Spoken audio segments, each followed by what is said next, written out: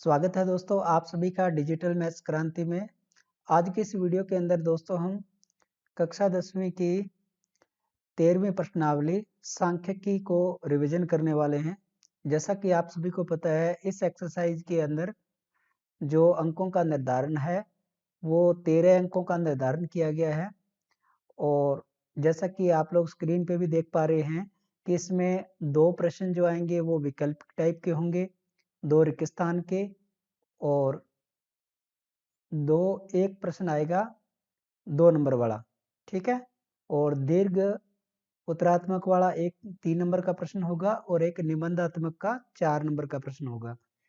तो हमारा उद्देश्य इस वीडियो के अंदर ये रहेगा कि हम मोटे तरीके से जो इसके बेसिक कंसेप्ट हैं उसको जल्दी से रिवाइज कर लें। और मैंने इसमें समांतर माध्य हो गया, माध्यिका हो गया और बहुलक हो गया, उसको हमें किस प्रकार से ज्ञात करना है वो ज्ञात करना हम सीखेंगे। तो करते हैं स्टार्ट दोस्तों।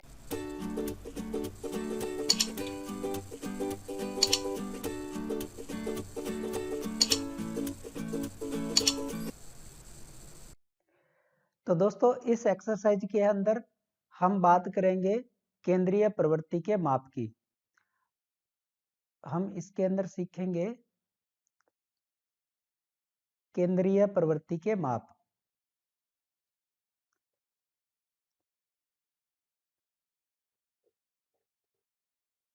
केंद्रीय प्रवृत्ति के माप। ठीक है। ये केंद्रीय प्रवृत्ति के माप क्या होते हैं? तो जो हम सांख्यिकी के अंदर जो डेटा संकलित करते हैं, यानी कि जो आंकड़े हमें प्राप्त होते हैं, ठीक है, उन आंकड़ों के अंदर कुछ ऐसे मान होते हैं जिसके इर्द गिर्द, यानी कि वो मान, उस मान के इर्द गिर्द वो घूमते रहते हैं। ठीक है। तो उन मापों को क्या बोलते हैं? केंद्रीय प्रवृत्ति के माप, यानी कि सेंट्रल टेंडेंसी की वैल्यू। ठीक है। ये कुल मिला के 3 होते हैं जिसको आप पहले से जानते हैं। नंबर 1 समांतर माध्य, समांतर माध्य, या जिसको हम साधारण भाषा में सीधा माध्य भी बोल देते हैं। ठीक है। इसका काम क्या है? इसका काम बस इतना है कि जितने आंकड़े हमें मिले हैं उन सभी आंकड़े को इकट्ठा करके सभी के अंदर इक्वल, यानी कि बराबर रूप से विभाजित कर देना। ठीक है। दूसरे नंबर पे आता है फिर माध्यिका। माध्यिका। ठीक है। माध्यिका क्या मतलब क्या होता है कि जितने आंकड़े हमें मिले हैं उन सभी आंकड़ों को आरोही या अवरोही क्रम में व्यवस्थित करके जो बिल्कुल सेंटर में जो मान रहेगा वही क्या कहलाएगी? माध्यिका कहलाएगी। तीसरे नंबर पे आता है बहुलक। बहुलक जैसा कि इसके नाम से ही हमें पता लग रहा है कि ऐसा कोई मान जो सबसे अधिक बार आया हो, यानी कि जो बहुत बार आया है, जिसकी बारंबारता सबसे अधिक है, उसको हम क्या बोलते हैं? बहुलक बोलते हैं। तो इसमें आपका जो पहला क्वेश्चन है वो यही बन सकता है कि निम्न में से कौन सा माप केंद्रीय प्रवृत्ति का माप नहीं है? तो हो सकता है 3 विकल्प में आपको ये दे दे, समांतर माध्य, माध्यिका, बहुलक, एक कोई और दे दे। ठीक है। तो आप उससे पहचान सकते हो कि केंद्रीय प्रवृत्ति के ये 3 माप होते हैं। ठीक है। अब बात करते हैं कि समांतर माध्य को हम कैसे ज्ञात करेंगे। उसके लिए सबसे पहले आपको ये ध्यान रखना है कि डेटा जो हमें प्राप्त हो रहा है वो किस प्रकार से प्राप्त हो रहा है। देखो, अगर डेटा हमें खाली एक लिस्ट के रूप में प्राप्त हो रहा है, जैसे 2, 3, 4, 5, 2, 6, फिर 2, इस प्रकार से अगर हमें डेटा मिल रहा है, ठीक है, तो इस प्रकार के डेटा को जब हमने शुरुआत में कलेक्ट किया तो हो सकता है कि वो रो डेटा होगा, उसको हमें जैसे हमें मिला वैसे हमने कलेक्ट कर लिया। अब इसका हमें क्या निकालना है? समांतर माध्य निकालना है।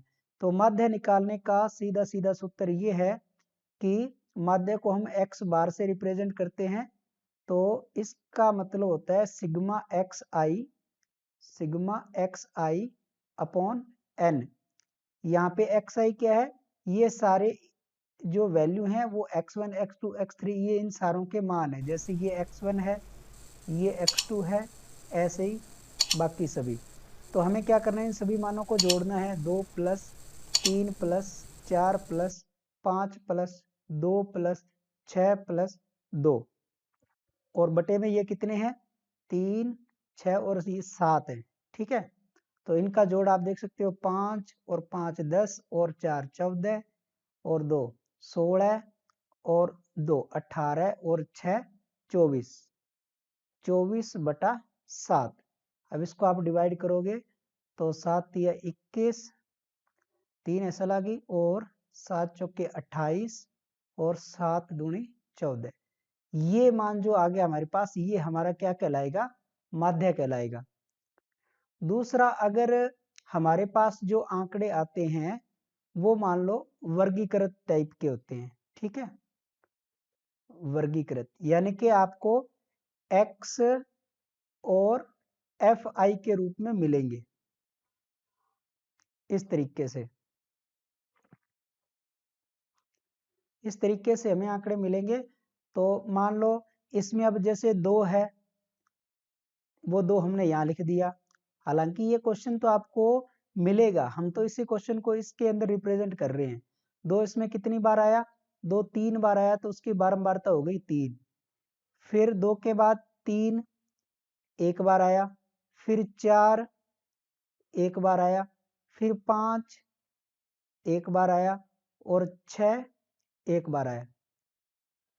तो ये हमने वर्गीकृत रूप में आंकड़े मान लो हमें मिल गए।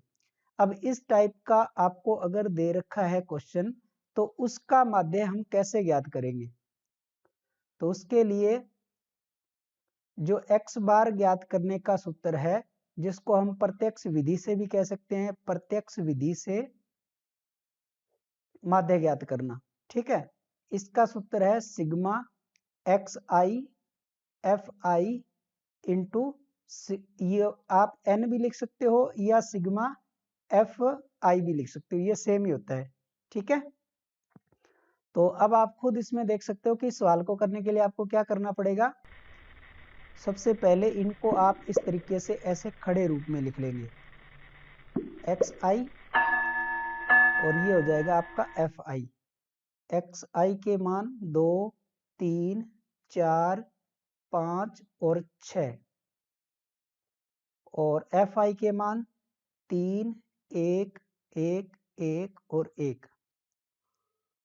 फिर हम यहाँ पे तीसरा नया कॉलम बनाएंगे एक्स आई और एफ आई का, इनके मल्टीप्लाई का। 2 का 3 से मल्टीप्लाई किया तो 6, 3 4 5 6,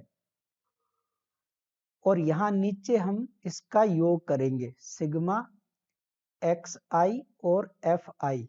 इसका जोड़ आप देख लो कितना हो रहा है, ये 9 और 4 13 और 5 18 और 6 24, और इधर सिग्मा एफ आई का जोड़ ये आपको पता है 7 आएगा। ठीक है, इस सूत्र के अंदर ये मान हम रखेंगे 24/7, तो वही आंसर हमें मिल जाएगा। ठीक है, इस प्रकार से हम वर्गीकृत आंकड़ों का जो है वो माध्य ज्ञात कर सकते हैं। तो एक टाइप आपका हुआ ये, जो कि लिस्ट के रूप में हमें मिल रहा है। दूसरा टाइप हुआ ये, जिसमें एक्स आई और एफ आई के रूप में मिल रहा है। तीसरा रूप इसमें ये हो सकता है कि आपको वर्ग अंतराल के रूप में मिले। ठीक है, वर्ग अंतराल के रूप में मिले, यानी कि जिसको बोलते हैं अवर्गीकृत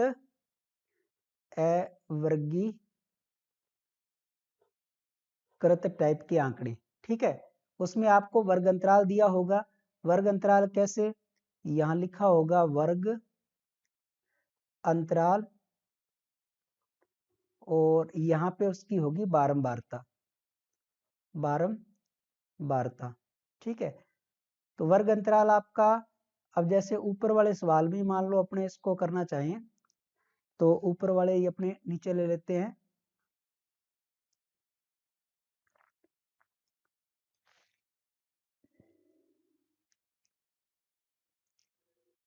ये थोड़ा सा मैं इसको अरेंज कर लूं। जैसे मान लो यहाँ पे मैंने ये वर्ग अंतराल बना लिया 0 से लेके 2 वाले, और 2 से लेके 4, 4 से लेके 6, और 6 से लेके 8, इस टाइप के मैंने वर्ग अंतराल बना लिए। ठीक है, यहाँ पे मेरे पास बारंबारता दी हुई होगी इनकी। जैसे अब जो हमारे पास आंकड़े थे वो 2 वाले कितने थे, 3 थे। तो ये जो 2 है ऊपर वाला, ये कहलाता है ऊपरी सीमा। क्या कहलाता है, ऊपरी सीमा। और इधर वाला जो है वो कहलाता है निम्न सीमा। ठीक है, तो जब 0 से 2 की रेंज अपने लिखते हैं तो इसका मतलब ये होता है कि 2 से कम और 0 या 0 से बड़े। तो 0 या 0 से बड़े, लेकिन 2 से कम वाले तुम्हारे पास कोई है ही नहीं। जो ऊपर हमारे पास आंकड़े थे, आप यहाँ देख सकते हो, ये जो आंकड़े थे हमारे पास, ये आंकड़े आप देखो। ठीक है, उस लिस्ट में आप लोगों ने अगर गौर किया है तो आपको वहां से पता लग जाएगा। यानी कि 2 वाले हमारे कितने थे, 3 थे। तो 2 वाले इसके अंदर आएंगे, 2 से 4 वाली रेंज में आएंगे। कितने थे, ये हमारे पास थे 3। अब 3 और एक, ये 4 थे, 2 तो 3 थे और एक 3 था ना एक बार, तो ये कुल मिला के कितने हो गए, ये हो जाएंगे 4।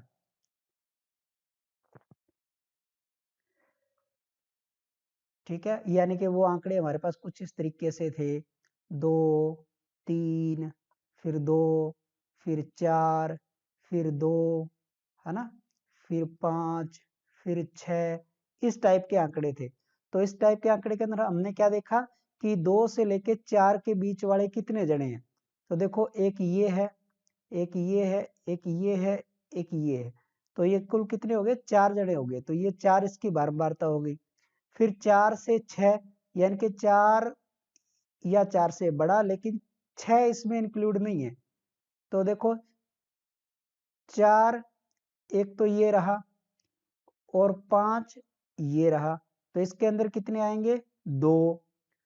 और 6 से 8 में अकेला 6 ही आएगा, जो कि ये रहा एक बार। तो ये आपको सवाल, हमने तो क्या किया है, वर्ग अंतराल और बारंबारता का सवाल ये हमने बनाया है, जबकि आपको ये बना बनाया सवाल मिलेगा। बात समझ में आ रही है। तो ये वर्ग अंतराल और ये बारंबारता हमें इस प्रकार से मिलेगी। सबसे पहला काम आपको क्या करना होगा, पहला काम वर्ग चिन्ह ज्ञात करना होगा। वर्ग चिन्ह यानी कि एक्स आई का हमें मान निकालना है। तो एक्स आई का मान हम कैसे निकालेंगे, निम्न सीमा और ऊपरी सीमा को जोड़ के और बटे में करना है 2। यानी कि इसका वर्ग चिन्ह को कैसे निकालते हैं, निम्न सीमा और प्लस ऊपरी सीमा, और बटे में क्या करना पड़ता है, 2। तो आप यहाँ देखो, 0 और 2 को जब जोड़ोगे तो 2 में 2 का भाग दोगे तो क्या आएगा, 1। ऐसे ही 2 और 4 को जोड़ोगे, 6 का आधा करोगे तो कितना आएगा, 3। ऐसे ही 4 और 6 को जोड़ोगे तो 10 का आधा करोगे, 5। यानी कि ये इस तरीके से बढ़ रहा है, 2 का गैप आ रहा है ना। एक में 2 जोड़ा 3, फिर 2 जोड़ा 5, फिर 2 जोड़ा, यहाँ आ जाएगा 7। तो ये हमारा वर्ग चिन्ह के मान आ गए। ठीक है, अब आपके पास एक्स आई का मान आ गया और ये एफ आई का मान आ गया। तो सवाल हमारा बिल्कुल पहले वाले जैसा कन्वर्ट हो गया, वर्गीकृत टाइप वाले में। अब इसको हम पहले जैसे ही करेंगे, एक्स आई और एफ आई का गुणा कर लेंगे। ये कितना आ जाएगा, 0, फिर आ जाएगा 12, फिर आ जाएगा 10, फिर आ जाएगा 7। अब हमारा सेम वही सूत्र यहाँ काम करेगा, सिग्मा एफ आई और एक्स आई का योग।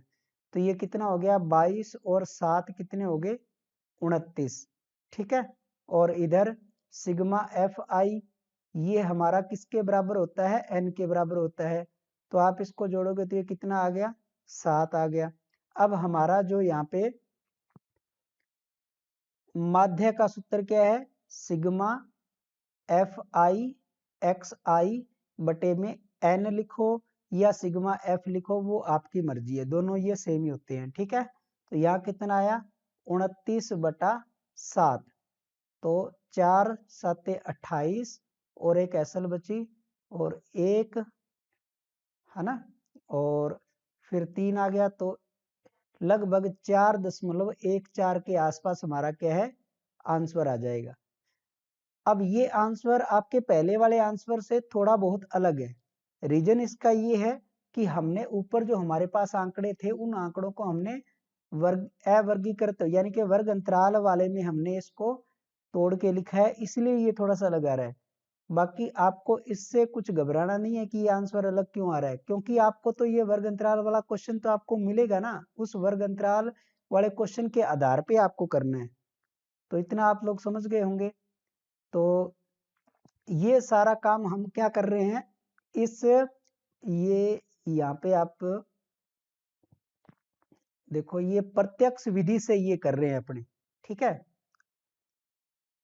प्रत्यक्ष विधि कौन सी है, सिग्मा एक्स आई एफ आई बटा सिग्मा एफ या बटे में एन, ये हमारी प्रत्यक्ष विधि है। ठीक है, इसको यूज करके हम कर रहे हैं। उसके बाद जो आपका समांतर माध्य होता है उसको हल करने की और भी विधियां हैं। ठीक है, पहली विधि तो हमने पढ़ ली, प्रत्यक्ष विधि से ज्ञात करना। ठीक है, प्रत्यक्ष विधि से हल करना। अब दूसरी विधि कौन सी है, कल्पित विधि। ठीक है, कल्पित विधि। और तीसरी विधि है पग विचलन विधि, पग विचलन विधि। ठीक है, अब अपने देखते हैं कल्पित विधि कि कल्पित विधि से सवाल को कैसे हल किया जाता है। तो कल्पित विधि में जैसे मान लो वर्ग अंतराल वाला कोई सवाल आपको दिया होगा, ठीक है, उसका आप एक्स आई एफ आई आप लोग निकाल लोगे। ठीक है, मान लो ये एक्स आई का मान आपको मिल जाएगा, ये एफ आई का मान मिल जाएगा। ये एक्स आई के मान मैं यहाँ पे मान लेता हूँ, जैसे 2 3 5, ऐसे मेरे पास ये इसके मान है। इसकी बारंबारता मान लो 1 2 और ये एक ही मान लो चाहिए। ठीक है, अब इस सवाल को मान लो हमें करना है कल्पित विधि से, इस विधि को यूज करके करना है। तो हम क्या करेंगे, सबसे पहले इसमें डी डी को ज्ञात करेंगे। ठीक है, डी के लिए यानी कि क्या करेंगे, हम इसमें से कोई कल्पित मान मानेंगे।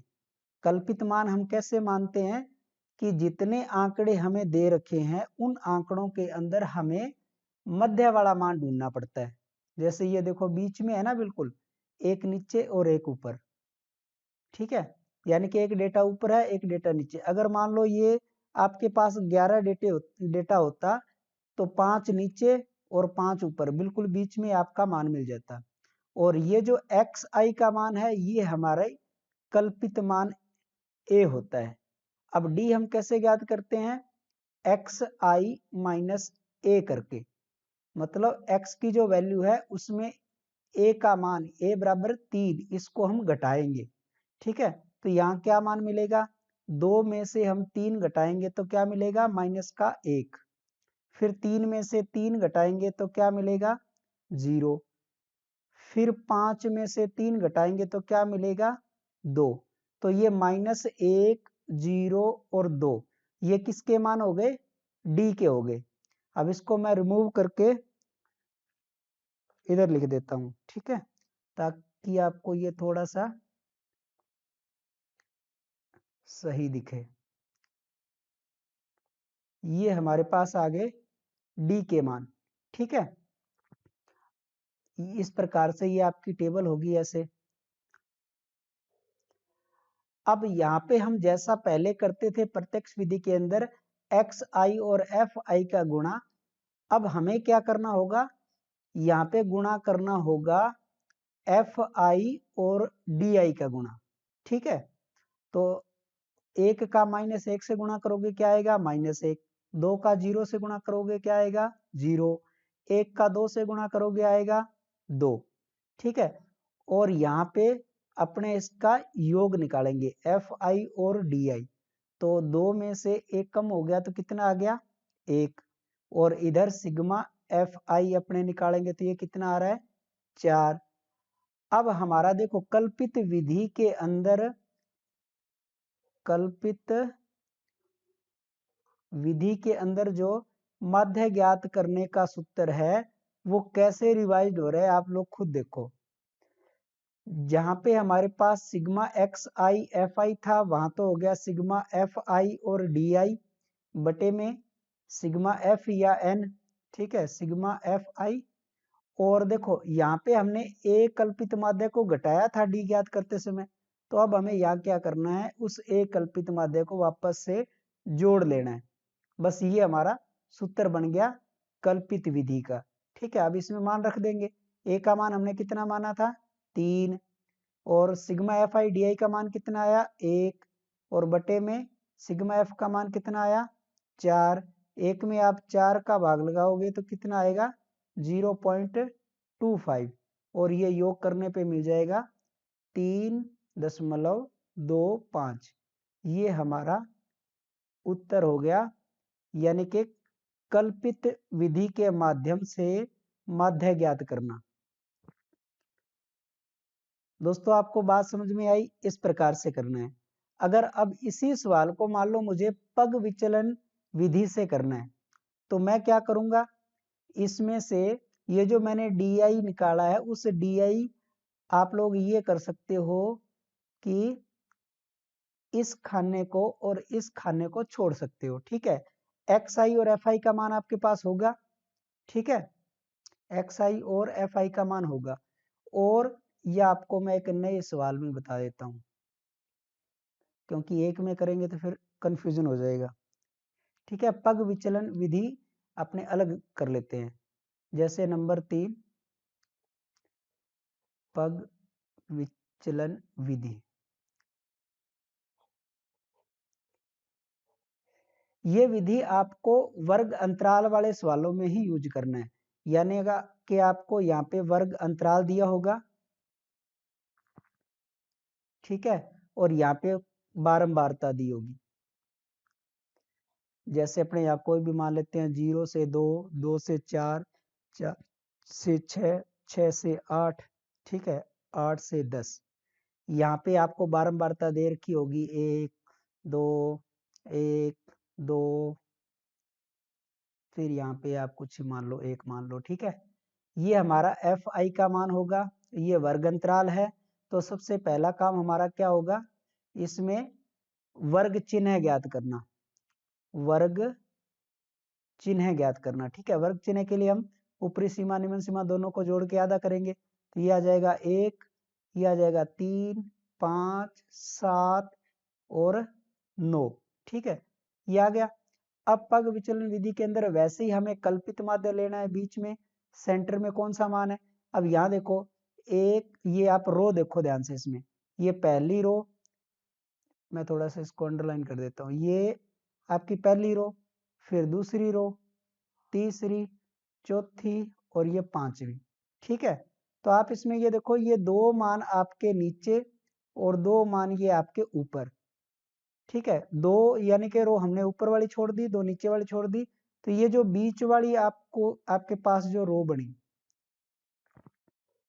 ये बीच वाली, ठीक है, इस बीच वाली में जो x का मान होगा, यानी कि जो वर्ग चिन्ह का जो मान हमारे पास है, ये वर्ग चिन्ह हमारा क्या होता है एक्स आई, ये वाला मान हमारा क्या होगा कल्पित मान a होगा। हम यहाँ पे नीचे लिखेंगे कि माना कल्पित मान, कल्पित मान, ठीक है, आपका a का मान कितना है 5, ये हम मान लेंगे। तो अब जैसे हम डी ज्ञात करते थे वैसे हमें पग विचलन में क्या ज्ञात करना होता है, यू आई ज्ञात करना होता है। यू आई कैसे ज्ञात करते हैं, एक्स आई में से ए घटा के और बटे में एच का भाग देना होता है। यहाँ एच क्या है, ये इस वर्ग अंतराल का यानी कि उसकी रेंज है, कितने का गैप है इसमें, एच एक तरह से हमारा गैप है। जैसे यहाँ आप देख रहे हो कि 2 2 का गैप है, तो यहाँ पे एच का मान कितना आएगा 2 आएगा। ठीक है, तो एक्स आई यानी कि इस एक में क्या घटाओगे आप 5 घटाओगे, 1 में क्या घटाओगे 5 और बटे में क्या करोगे 2 का भाग, तो ये आएगा -4/2 और इसको काटोगे तो आएगा -2। आई बात समझ में। फिर क्या करोगे 3 में घटाओगे 5 और बटे में करोगे 2, तो ये -2/2 कितना आएगा -1। फिर 5 में 5 घटाओगे बटे में करोगे 2, तो 0/2 कितना आया 0। फिर ऐसे ही 7 में 5 घटाओगे बटे में 2 यानी कि 2/2 कितना आया 1। फिर 9 में 5 घटाओगे तो ये आ जाएगा 4/2, ये आ गया आपका 2। अब आपको ये जो कैलकुलेशन है इस कैलकुलेशन को आपको यहाँ नहीं करनी है, ठीक है। यहाँ पे आपको ये डायरेक्ट जो मान आ रहे हैं, ये वाले जो मान आ रहे हैं डायरेक्ट आपको ये मान लिखने हैं, ठीक है। कैलकुलेशन आप रफ में चाहे कर लेना, मैंने आपको यहाँ समझाने के उद्देश्य से यहाँ करके बताई है, ठीक है। और चाहो तो मैं इनको हटा देता हूँ, आप लोग सीधा ही कैलकुलेट कर लेना, लेकिन कैलकुलेशन हमें बिल्कुल सही करनी है, ठीक है। तो इसको मैं यहाँ से इरेज कर देता हूँ, यानी कि हमें यहाँ पे साफ सुथरे मान रखने हैं ताकि जो चेक करने वाला है उसको बिल्कुल सही यूआई के मान दिखाई दे।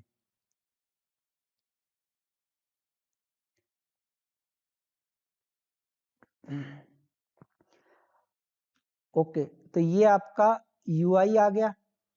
अब हम क्या करते थे एफ आई और एक्स आई निकालते थे, फिर कल्पित माध्य में क्या करते थे एफ आई और डी आई निकालते थे। तो अब सामान्य सी बात है कि हमें क्या करना है एफ आई और यू आई ज्ञात करना है, ठीक है। एफ हमारा ये रहा बारंबारता, यू हमारा ये रहा, इन दोनों का हमें मल्टीप्लाई करना है। एक का -2 से मल्टीप्लाई करेंगे तो आएगा -2, फिर 2 का -1 से करेंगे तो आएगा -2, फिर 1 का 0 से करेंगे तो आएगा 0, फिर 2 का 1 से करेंगे तो आएगा 2, फिर 1 का 2 से करेंगे तो आएगा 2, ठीक है। तो यहाँ पे क्या हो रहा है माइनस माइनस वाले आप यहाँ जोड़ लो, कितने आगे -4, प्लस प्लस वाले आप यहाँ जोड़ लो, कितने आगे 4। अब जैसे हम यहाँ नीचे योग ज्ञात करते हैं वैसे योग ज्ञात करना है एफ आई और यू आई। तो ये हमें मिल जाएगा -4 और +4, तो कितना हो गया 0। इधर सिग्मा एफ आई का मान आपको पता है कितना आएगा 1 2 3 4 5 6 और ये 7, ठीक है। तो अब देखो इसका हम पग विचलन विधि का सूत्र बनाएंगे खुद से ही, माध्य, ठीक है, x बार बराबर क्या हमने क्या क्या किया वो यहाँ पे आप देखो सिग्मा एफ आई और यू आई बटे में आपका सिग्मा एफ आई, ये तो मेन सूत्र हो गया। अब देखो हमने ए को घटाया था तो ए को जोड़ दिया, एच का भाग लगाया था तो यहाँ पे एच का गुणा कर दिया, ये हमारा हो गया कल्पित पग विचलन विधि का सूत्र। अब इसके अंदर हमें मान रखने हैं, तो ए हमने कितना माना 5, एफ आई यू आई का मान कितना आया 0/7 गुणा एच का मान कितना है 2, तो ये तो 0 से गुणा होकर के क्या हो गया 0 ही हो गया, ठीक है। तो हमारा आंसर कितना आ गया 5। तो इस तरीके से हमें करना है, बिल्कुल आसान है, आप लोग इसको बहुत ही आसानी के साथ कर सकते हो। लेकिन इसके लिए क्या करना है कि आपको प्रैक्टिस करनी है। ये मैंने आपको एग्जाम्पल बिल्कुल छोटे उदाहरण लेके दिखाए हैं, ठीक है। इसमें जो कल्पित विधि यूज करते हैं और जो पग विचलन विधि यूज करते हैं उसको इसलिए यूज करते हैं ताकि कई बार हमारे एक्स आई के आंकड़े बहुत बड़े बड़े होते हैं, है ना, जैसे हजारों में है, ठीक है, या लाखों के अंदर हैं, ऐसे बड़े आंकड़े होते हैं, उनको जब कल्पित विधि का यूज करते हैं तो थोड़े कम हो जाते हैं, छोटे हो जाते हैं, पग विचलन विधि का यूज करते हैं तो बहुत ही कम हो जाते हैं, ठीक है। तो मेन उद्देश्य इनका ये रहता है कि हम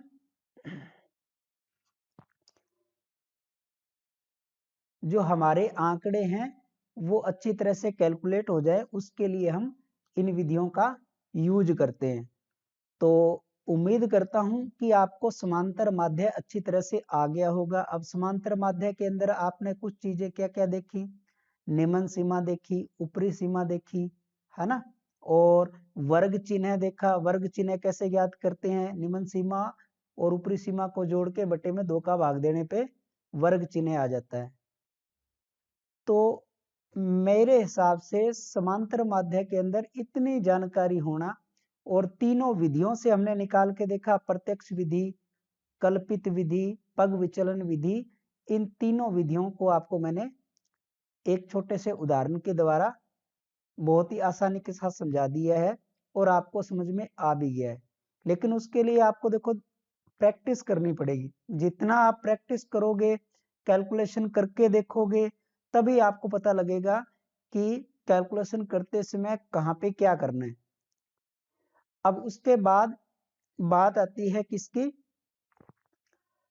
दूसरी केंद्रीय प्रवृत्ति हमारी क्या थी, माध्यिका। ठीक है, अब माध्यिका को देखते हैं कि माध्यिका को हम कैसे करेंगे। वही बात है कि जब डेटा सबसे पहले हमें एक लिस्ट के रूप में मिलेगा, जैसे 2, 3, 2, 5, 7 और 1, मान लो ऐसे आंकड़े में हमें, ये मान लो एक लिस्ट के रूप में जब आंकड़े हमें मिल गए, तो माध्यिका का मेन मकसद क्या होता है कि सभी आंकड़ों को आरोही या अवरोही क्रम में लिखो, और जो सबसे बीच में मिलेगा वही आपकी क्या होती है, माध्यिका होती है। तो इसका मतलब इन आंकड़ों को हम यहाँ पे सबसे पहले आरोही क्रम में लिख लेते हैं। आरोही क्रम में लिखने पर ठीक है, तो सबसे पहले कौन आएगा, 1, फिर आएगा 2, फिर आएगा 2, फिर 3, फिर 5 और फिर 7। ये हमने आरोही क्रम में लिख दिया। आप चाहो तो इसको अवरोही क्रम में भी लिख सकते हो। इतना लिखने के बाद अब आपको इसके सेंटर में देखना है कि सेंटर में कौन है। पहले ये कितने हैं, 1, 2, 3, 4, 5, 6, ये 6 हैं। ठीक है, तो देखो यहाँ पे आपको एक बात समझनी पड़ेगी कि आपके यानी कि एन क्या है, नंबर ऑफ जितने रिकॉर्ड है हमारे पास, वो दो तरीके के हो सकते हैं। या तो वो सम टाइप के होंगे या विषम टाइप के होंगे। जैसे इस सवाल को मैं थोड़ा सा आसान करने के लिए यहाँ पे मान लो एक 4 और ले लेता हूँ, तो वो 4 कहाँ आएगा, वो 4 आएगा यहाँ, 4, 5 और 7। अब ये कितने आंकड़े हो गए, 1, 2, 3, 4, 1, 2, 3, 4, 5, 6, 7, ये 7 डिजिट हो गए अपने पास। ठीक है, तो बिल्कुल सेंटर में आपको क्या मिल रहा है, सेंटर में आपको मिल रहा है 3। क्यों मिल रहा है, क्योंकि इधर 3 है और इधर 3 है, 3-3 जने दोनों साइडों से छोड़ के बीच में आपको ये 3 मिल गया। ठीक है, तो वही आपकी क्या हो जाती है, ये आपकी हो जाती है माध्यिका। इतनी बात आपको समझ में आ गई होगी कि जब आंकड़े हमारे पास विषम होते हैं तो हमें बिल्कुल बीच में एक जना मिलता है। और वो क्यों मिलता है उसको मैं आपको यहाँ बताता हूँ। क्योंकि अभी हमारे पास आंकड़े कितने हैं, 7। अब आपको क्या करना है, 7 में 2 का भाग लगा के देखना है। 2 का पूरा पूरा भाग नहीं जा रहा, तो हम क्या करेंगे, 7 में 1 जोड़ेंगे, ये हो जाएगा 8 बटे में 2 का भाग लगाएंगे तो आ जाएगा 4। मतलब 1, 2, 3, 4, जो चौथे नंबर वाला जो आंकड़ा होगा वो हमारा होगा माध्यिका, जब आंकड़े हमारे क्या है, विषम है। और जब पहले वाले सवाल के अंदर हमने देखा कि हमारे पास आंकड़े सम थे, जैसे 1, 2, फिर 2, 3, 4 हमने नहीं लिया ना, इस 4 नहीं था हमारे पास, 5 और 7 ऐसे थे। इन आंकड़ों की संख्या क्या थी, सम थी, यानी कि आंकड़े हमारे पास थे सम, 6 थे। अब 6 में देखो 2 का सीधा सीधा भाग चला जाता है, कितना आ गया, 3 आ गया। तो इसका मतलब इसके अंदर बीच में आपको 2 जने मिलेंगे, 2 इधर छोड़े और 2 इधर छोड़े तो बीच में कौन मिल गए, 2 मिल गए। तो इसकी माध्यिका कैसे ज्ञात करेंगे, 2 और 3 इन दोनों को जोड़ के फिर इनका आधा करना है। तो 5/2 यानी कि 2.5 हमारी क्या हो जाएगी, माध्यिका हो जाएगी। ये बात आपको समझ में आई। यानी कि जब हमारे पास पदों की संख्या सम है तो n के अंदर सीधा सीधा 2 का भाग चला जाएगा, और उसके बाद जो भी आपको नंबर मिल जाए, जैसे तीसरा नंबर मिल गया तो 1 उसमें जोड़ दो, चौथा मिल जाएगा। यानी कि 1 मिलेगा हमें n/2 से और 1 मिलेगा n/2 + 1 से। और जब आंकड़े हमारे पास विषम है तो उसमें 2 का भाग जाएगा नहीं। जब 2 का भाग नहीं जाएगा तो हम क्या करेंगे, n में 1 जोड़ के फिर 2 का भाग लगाएंगे, तो जो मिलेगा वो हमें बिल्कुल बीच में 1 जना मिलेगा। ये आपको माध्यिका के अंदर करना है इसमें कुछ नहीं है, आपको यही देखना है कि जो आंकड़े दे रखे हैं बिल्कुल बीच में जो बैठा है उसका मान बताना है बस। अगर बीच में 1 जना अकेला बैठा होगा तो वही माध्यिका हो जाएगी, और बराबर बराबर दोनों साइडों से हटाने के बाद बीच में अगर कोई 2 जने बैठे हैं तो इसका मतलब उन दोनों को जोड़ के 2 का भाग देना है। ये तो हो गया कि जब आंकड़े हमारे पास क्या है, एक लिस्ट के रूप में है। ठीक है। अब दूसरा इसमें क्या हो सकता है कि मान लो हमारे पास आंकड़े जो हैं वो xi और fi के रूप में है। ठीक है, यानी कि यहाँ पे आपको xi और ये fi के रूप में डेटा दे रखा है। तो उसके लिए हमें क्या करना पड़ता है, जैसे ये 2 3 4 5 1 2 1 2 इस तरीके से ये आपको सवाल दे रखा है मान लो। तो उसके लिए हमें माध्यिका ज्ञात करने के लिए क्या करना पड़ता है, सबसे पहले हमें CF ज्ञात करना पड़ता है। CF को क्या बोलते हैं, संचयी बारंबारता, संचयी बारंबारता। ठीक है। अब ये कैसे ज्ञात होती है, ये 1 यहाँ लिखते हैं, फिर 1 में 2 जोड़ के 3, फिर 3 में 1 जोड़ के 4, 4 में 2 जोड़ के 6। ठीक है, ये हमारी संचयी बारंबारता हो जाती। और यहाँ पे ये आपका सिग्मा fi ये कितना हो गया, 3 और 3 6 हो गया। ठीक है। अब हमें इसको हम n भी बोलते हैं। ठीक है। तो माध्यिका ज्ञात करने के लिए सबसे पहले हमें क्या करना पड़ेगा, सबसे पहले हमें n/2 का मान देखना है, यानी कि 6/2 कितना आ रहा है, 3। अब हमें यहाँ देखना है कि 3 से ठीक बड़ी संचयी बारंबारता। ठीक है, 3 से ठीक बड़ी संचयी बारंबारता कहाँ पे मिल रही है, तो आप लोग यहाँ देख रहे हैं कि n/2 का मान हमारे पास आ गया 3, यानी कि तीसरे परीक्षण का मान है ना। यहाँ पे आप n को जरा ध्यान से देखोगे तो n हमारे पास क्या आ रहा है, एक सम संख्या। ठीक है। तो आपको मैंने अभी बताया था कि जब संख्याएं सम होती हैं तो बीच में यह जो माध्यिका का मान होता है वो बीच में 2 जने होते हैं। ठीक है।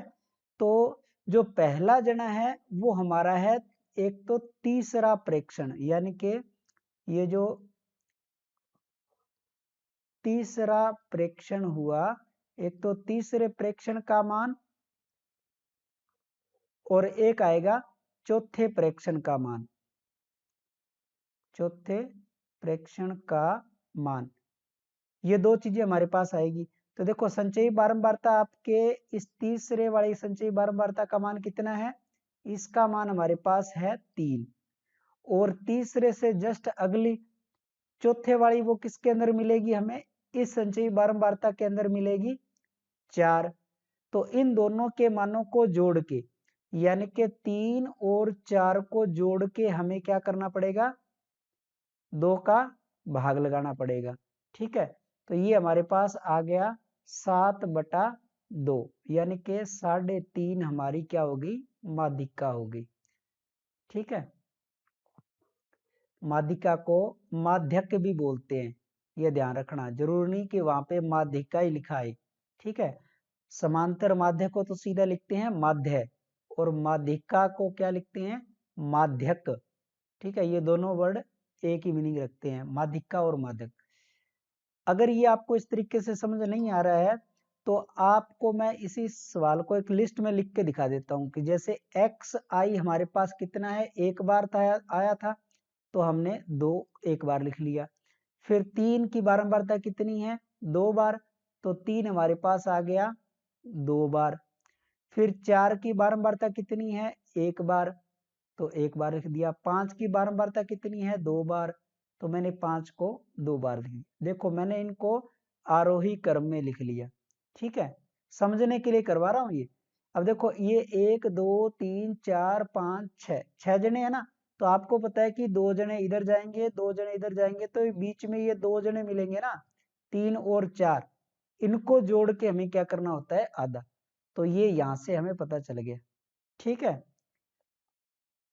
तो इस तरीके से हमें करना है। अगर मान लो यहाँ पे ये विषम होता तो हमें पता था कि यहाँ पे एक जना ही आने वाला था, ठीक है, और एक जना जिस संचयी बारंबारता के अंदर मिलता वही मान हमारा क्या होता, माध्यिका। अब आगे आपका आता है वर्ग अंतराल टाइप का, ठीक है। मान लो आपके पास कोई वर्ग अंतराल, यहाँ पे वर्ग अंतराल दिया होगा, वर्ग अंतराल, और यहाँ पे आपके पास f दिया होगा। आप वर्ग चिन्ह ज्ञात कर लोगे, ठीक है, वो करो, जरूरत पड़ेगी तो अपने कर लेंगे, अदरवाइज अपने यहाँ पे जो जैसे जरूरत है वैसे अपने कर लेते हैं, ठीक है। ये वर्ग अंतराल आपको यहाँ पे दिया होगा, जैसे कुछ भी मान लो 0 से 2, 2 से 4, 4 से 6, 6 से 8, ऐसा कुछ इसके मान आपको दे रखे होंगे, 1 2 3 1 ऐसे कुछ दे रखे होंगे। वर्ग अंतराल आप इन दोनों का आधा करके आप निकाल सकते हो, ठीक है। और यहाँ पे आप सी एफ ज्ञात करोगे, संचयी बारंबारता 1, फिर ये 3, फिर 6 और फिर ये 7। यहाँ नीचे सिग्मा एफ आई का जोड़ भी आपके पास 7 आ जाएगा। ये वाला 7 और ये वाला 7 दोनों सेम आने चाहिए, ठीक है। तो अब देखो हमारे पास n का मान कितना आ गया, 7, 7 आ गया। इसका मतलब हमें क्या करना है, n/2 का मान निकालना है। तो 7/2 किया तो यहाँ कितना आया, 3.5 आया। अब देखो 3.5 जो आएगा वो 3 वाली संचयी बारंबारता के अंदर नहीं आएगा, जस्ट उससे आगे वाली में जाएगा, ठीक है, यानी कि 6 वाली संचयी बारंबारता के अंदर आ जाएगा। ये संचयी बारंबारता से कम टाइप की होती है, जैसे 1 से कम कितने, 3 से कम कितने, 6 से कम कितने, 7 से कम कितने, ठीक है। तो ये यहाँ लिखना है 3.5 से ठीक बड़ी संचयी बारंबारता। इससे ठीक बड़ी संचयी बारंबारता कौन सी है, 6 है। तो ये हमारा माध्यिका वर्ग हो जाएगा, माध्यिका वर्ग, ठीक है। अब इस माध्यिका वर्ग के अंदर हमें जो मध्य इसका जो सूत्र है वो सूत्र आपको याद रखना है। माध्यिका निकालने का सूत्र क्या है, ठीक है, इसको m से लिखो माध्यिका को, तो n/2 minus C F upon F, और यहाँ पे क्या होता है, ये लोअर लिमिट h और होगा ना, वर्ग अंतराल है तो h का मान भी आएगा। ये हमारा माध्यिका का क्या हो गया, सूत्र। अब इस सूत्र के अंदर जो जो मान है वो क्या क्या चीजें हैं वो हमें यहाँ पे पता होनी चाहिए, ठीक है। यहाँ पे सबसे पहले आपकी जो f है वो तो इस माध्यिका वर्ग की बारंबारता ही होगी, यानी कि इस f का मान 3 है, और संचयी बारंबारता ठीक इससे पहले वाली ये सी एफ है, ठीक है। और L क्या है, L ये 4 है, ठीक है। H क्या है, H तो आपको पता है कि गैप जितने दो दो का गैप है वो है।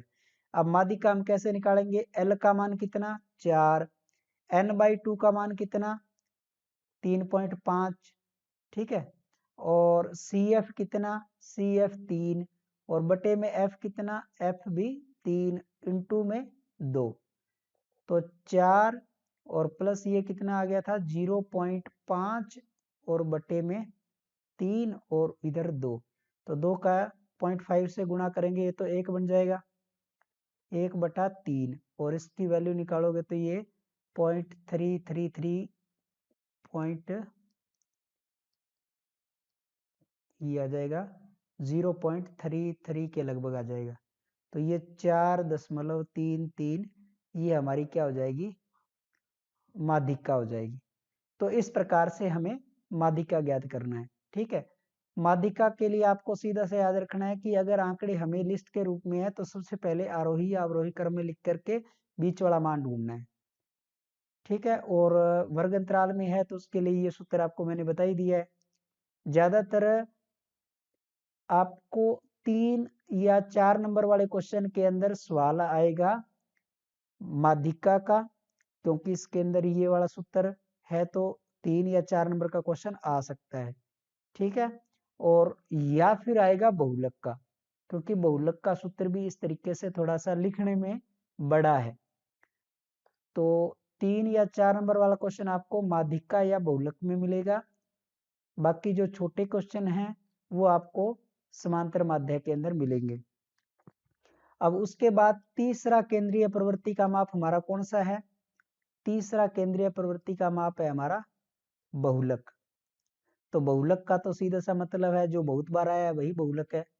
ठीक है, यानी कि जो लिस्ट में आपके पास आंकड़े दे रखे होंगे, जैसे मान लो इस तरीके से यहाँ कुछ दे रखा होगा, तो इसमें जैसे दो एक बार, 2 बार, 3 बार आ गया, तो इसका सीधा सीधा बहुलक कितना हो गया?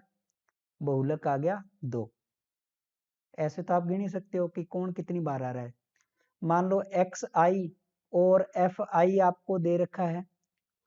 ठीक है, एक्स आई आपको यहाँ दे रखा है 2 मान लो 1 बार, 3 मान लो 2 बार, है ना, 4 मान लो 1 बार और 5 मान लो 1 बार। ऐसे आपको अगर दे रखा है तो इसमें भी आप इजीली देख सकते हो कि सबसे बड़ी बारंबारता 2 बार 3 आया है, तो इसका बहुलक कितना हो जाएगा? इसका बहुलक हो जाएगा 3, क्योंकि 3 2 बार आया है। यहाँ पे आपको ध्यान रखना है कि बहुलक वाला मान जो होता है वो एक्स आई का मान देना है, ना कि एफ आई। एफ आई तो उसकी फ्रिक्वेंसी बताता है कि वो कितनी बार रिपीट हुआ है, रिपीट होने वाला तो एक्स आई वाला मान ही है ना। तो इस तरीके से हम बहुलक को भी बहुत आसानी के साथ कर सकते हैं। बहुलक का कोई छोटा क्वेश्चन आएगा तो आपको वैकल्पिक वाले के अंदर या फिर रिक्त स्थान के अंदर आ सकता है, और जो बड़ा क्वेश्चन आएगा वो आपको आएगा वर्ग अंतराल वाला, जो कि मेरे हिसाब से ये निश्चित ही है बहुलक का 4 नंबर का क्वेश्चन आएगा। और बहुलक का जब वर्ग अंतराल वाला सवाल दिया होगा तब बहुलक का जो सूत्र है वो कैसे लगेगा, वो आपको सूत्र को याद रखना है। ठीक है, और किस प्रकार से उसको करना है वो चीज आपको समझनी है। अब मान लो मैंने ये क्वेश्चन उठा लिया बुक से कि परिवार माप आपको यहाँ से दे रखी है और परिवारों की संख्या आपको यहाँ पे दी हुई है, यानी कि ये जो परिवारों की संख्या है ये हमारी है एफ आई का मान। ठीक है, और ये हमारा है वर्ग अंतराल।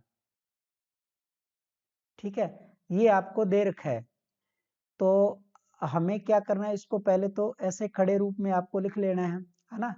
परिवार माप आप यहाँ लिख लिया, जैसे 1 से 3, 3 से 5, 5 से 7, 7 से 9, 9 से 11, और यहाँ आपने एफ आई लिख लिया 7, 8, 2, फिर 2 और 1। अब आप इसमें खुद देखो कि कौन से वर्ग अंतराल की बारंबारता सबसे अधिक है। तो आप लोग यहाँ देखोगे कि इस वर्ग अंतराल की बारंबारता सबसे ज्यादा है, तो यही जो आपका वर्ग होगा ये बहुलक वर्ग हो जाएगा, ये हो जाएगा बहुलक वर्ग। अब जैसे कोई बहुलक वर्ग हो जाए उसके बाद हमें क्या करना है, हमें बहुलक का सूत्र आना चाहिए। ठीक है, बहुलक का सूत्र क्या होता है? L प्लस ये आ जाएगा आपका यहाँ ब्रैकेट शुरू। ठीक है, F1 minus F0 2F1 minus F0 minus F2 into H। ये सूत्र आपको बहुलक का याद रखना है। ठीक है, अब इसके अंदर जो F1 F0 ये क्या क्या चीज है, क्योंकि H और L तो आपको पता है, L तो आपको पता है कि ये लोअर लिमिट जो 3 है वो L का मान है, ठीक है। तो इसमें F वर्ग को याद रखने के लिए आप इसको सीक्वेंस से लिखो, ये आपका F0 है, ये F1 है, ये F2 है, तो आप इसको आसानी से लिख सकते हो। अब देखो इसके अंदर बस हमें मान रखने हैं, ठीक है। मान रखेंगे, मैं यहां लिख लेता हूं, ये L का मान हमारे पास आ गया कितना 3, और F1 का मान कितना आ गया 8, माइनस F0 का मान कितना आ गया 7 बटे में 2 गुणा F1 यानी कि 8, फिर माइनस F0 का मतलब 7 और माइनस F2 का मतलब 2 और इनटू वर्ग अंतराल कितने का है 2 का। तो ये ऊपर आ गया आपका 1 और नीचे हो गया 16 माइनस 9 और इधर आ गया 2, तो ये हो जाएगा 2 बटा ये हो गया 7, ठीक है। तो 3 प्लस 2 में आप 7 का भाग लगाओगे तो 0.7 दूनी 14 और 6 ऐसा लगी तो 7 8 56, तो ये आ जाएगा 3.28 के लगभग, ये आपका बहुलक आ जाएगा। तो इस तरीके से देखो क्वेश्चन हमारा छोटा सा क्वेश्चन है, लेकिन यही या इसी टाइप का क्वेश्चन जो है वो आपका 4 नंबर का या 3 नंबर का कंफर्म आपको मिलेगा। तो दोस्तों आज की इस वीडियो के अंदर मैंने आपको माध्य, माध्यक और बहुलक इन तीनों के बारे में बेसिक सी जानकारी जो अपने को चाहिए थी वो हमने दे दी। आपने इसके अंदर देखा कि इसके अंदर हमें ऐसा कोई ज्यादा मुश्किल टफ कैलकुलेशन कुछ भी नहीं करना है, बस हमें समझना है कि जो क्वेश्चन हमें मिला है वो किस टाइप का मिला है, ठीक है। वर्ग अंतराल वाला है या फिर एक्स आई और एफ वाई वाला है, या हमें लिस्ट के रूप में मिल रहा है। और अगर ये चीज आपको पता है और किस वाले क्वेश्चन को किस तरीके से करना है, अगर इतना आपको पता है तो हमारे जो इस एक्सरसाइज के जो 13 नंबर है वो कहीं नहीं जाएंगे, ठीक है। बाकी इसकी आप लोग जितनी ज्यादा प्रैक्टिस करोगे उतने आप लोग आसानी के साथ कर सकते हो। तो आज की इस वीडियो के अंदर इतना ही दोस्तों, क्योंकि वीडियो काफी लंबी हो चुकी है और आपको इस एक्सरसाइज पे प्रैक्टिस भी करनी है, तो उम्मीद करूंगा कि आप लोग इस एक्सरसाइज के जो सवाल हैं उसकी आप प्रैक्टिस करें, और कोई भी डाउट हो तो आप मुझसे ज़रूर पूछें। तो धन्यवाद दोस्तों। और हाँ, अगर आप लोग चैनल पे नए हों तो चैनल को सब्सक्राइब और अपने दोस्तों के साथ शेयर ज़रूर करें। धन्यवाद दोस्तों।